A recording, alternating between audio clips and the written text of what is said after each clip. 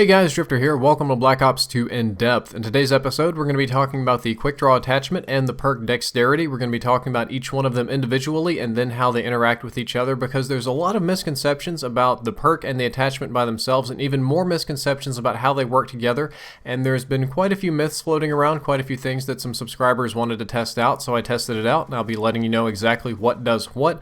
But first up today, we're going to be talking about the Quickdraw attachment. The Quickdraw, or Quickdraw Handle, or Pistol Grip, or Quickdraw Grip as it's called, but not the foregrip, that's a different thing. What it does is it decreases the aim down sights time. This essentially replaces what was a perk in the previous Call of Duty game, but it affects each weapon class a little bit differently. The assault rifles get minus 40% aim down sights time, the submachine guns get minus 50%, they get by far the biggest effect, and the light machine guns get minus 25%. The numbers are a little bit skewball here, but essentially it removes about the same amount of aim down sight time from each weapon, but stacked against the different weapon classes, the percentages are a little bit different. Or if you would prefer to compare the aim down sight time to normal aim down sight time, with the Quickdraw, it's going to be 60% of normal time on assault rifles, still half the time with submachine guns, and with light machine guns, it's going to take 75% of your normal time. It's just different ways to look at it. Different people prefer different sets of numbers. The things that Quickdraw does not change, and I know because I've tested this and I've looked at the game code and I've played with it for ages, it doesn't change your accuracy when aim down sights. For some reason, people think that this game is like Battlefield and you have an invisible cone when you aim down sights. There's none of that. It doesn't change your gun's recoil at all, no matter what other YouTubers may be saying. That does not change the recoil, and it also does not change the gun's swap time, its raise time, its draw time, its drop or pickup time. That is not affected by the Quickdraw handle. Quickdraw was pretty straightforward, but let's move on to Dexterity. Dexterity changes 3 core player attributes. The first and simplest one that it changes is that you get 70% faster ladder climbing speed. That's almost 2 times faster, just 1.7x ladder climbing speed, however you want to look at it. That's, I think, important on some of the maps that have ladders, because being on a ladder in an FPS game, that's just the bane of all FPS games. You really don't like being on ladders. That's why Halo actually changed all their maps to remove the ladders. This one's a little bit more complicated. You get 60% faster mantling speed. Mantling is when on Xbox it'll be press A to climb over, on PlayStation press X to climb over, I believe is the button, and on PC I believe it's press spacebar to climb over. That's when you're climbing over the chest high walls into a window or any sort of climbing that's 60% faster, or 0 or 1.6x.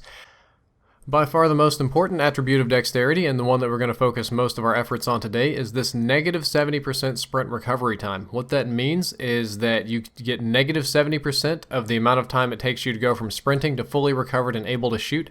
If you think about it, when you're sprinting, there's a small, usually something like a quarter to a half a second delay to where you have to stop, pull out your weapon, aim it, and shoot it. This is negative 70% of that time, or if you would prefer to think of it, it's about 3 times faster sprint recovery. It allows you to recover from sprinting about 3 times faster than normal. This is by far the most important attribute of Dexterity, and probably the main reason that people use it. I very seriously doubt that people really like climbing ladders fast or mantling things fast. It's all about that sprint recovery time, which used to be part of Steady Aim Pro, and it does that very, very well. 3 times faster, as a matter of fact.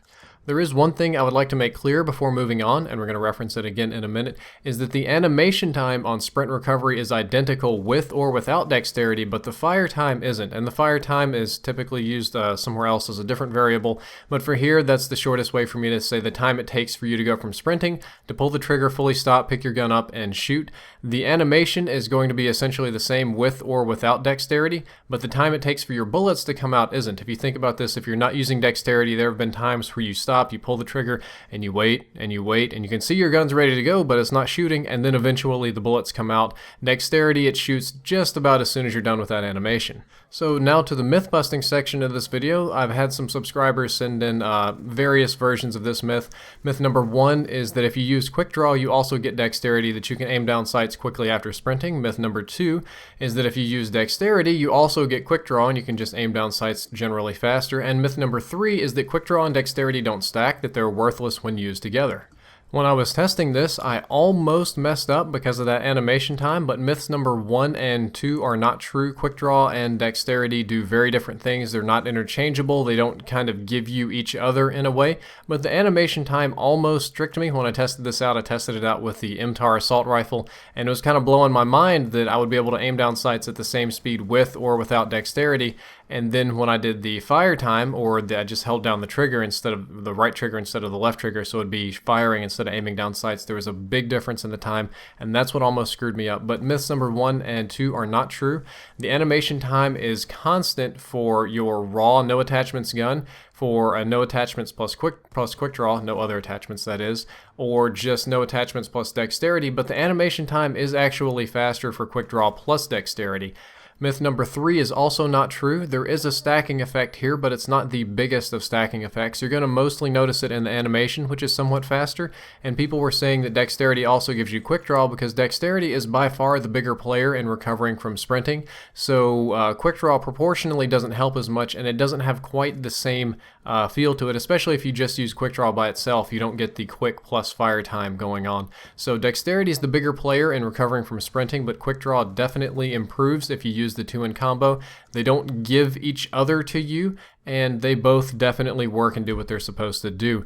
Overall, I like both of these, but on different weapons. On my submachine guns, I typically feel that they aim down sights fast enough, and I just use dexterity because I hip fire with them a lot, and what I want is that quick fire time after shooting. On assault rifles, I almost always run quick draw because they do aim down sights a little bit slow, and I really need to aim down sights fast. I stack this with dexterity to get the biggest effect.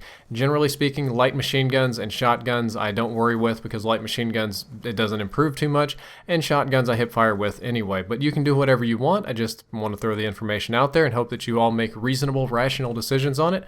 If you enjoyed this episode, don't forget to like, favorite, and subscribe. If you'd like to check out the previous episode on how to make your gun shoot faster, that's mostly for PC players, you can click the box on the left. It'll open in a new window. If you'd like to check out the next episode, which is on the SVU AS sniper rifle, you can click the box on the right. That'll open in a new window also when it comes out. I'm working on the sniper rifles now, and that's about it for today. Drifter out.